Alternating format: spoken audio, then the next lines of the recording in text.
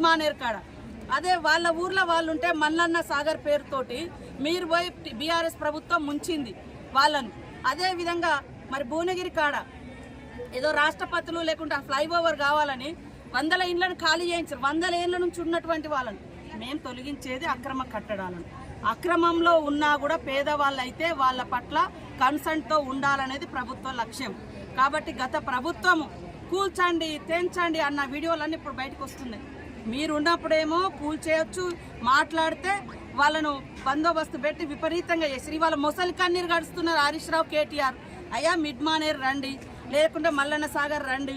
మరి ఇవన్నీ మీరు ముంచినప్పుడు వాళ్ళని ఎంత బలవంతంగా చేసారు. వాళ్ళ ఊర్లలోకి మనం వెళ్ళినాం, మీరు వెళ్ళిర్రు. వాళ్ళ ఊర్లలోకి మీరు వెళ్ళి ముంచిర్రు. కానీ ఇక్కడ ఉన్న నాలాల మీద ఉన్న చెరువుల మీదకి వచ్చి మరి అక్రమ కట్టడాలు జరిగితే వాటి మీద ప్రభుత్వము యాక్షన్ తీసుకుంటుంది. కాబట్టి వాళ్ళను సెటిల్ చేస్తూ యాక్షన్ ముందుకు వెళ్లాల్సిన అవసరం ఉంది. ఇవాళ ఏ పాపం చేయనటువంటి వాళ్ళు, ఏ ఆక్రమణ లేనటువంటి వాళ్ళు ఇవాళ ఎందుకు మునిగిపోవాలి చెప్పండి. ఇప్పుడు కొంతమంది హైదరాబాద్ అంటారు, అరే నేను ఇది 3 కోట్లు పెట్టి కట్టుకున్నా కానీ వరద వచ్చి నా ఇల్లు మునిగింది. వరద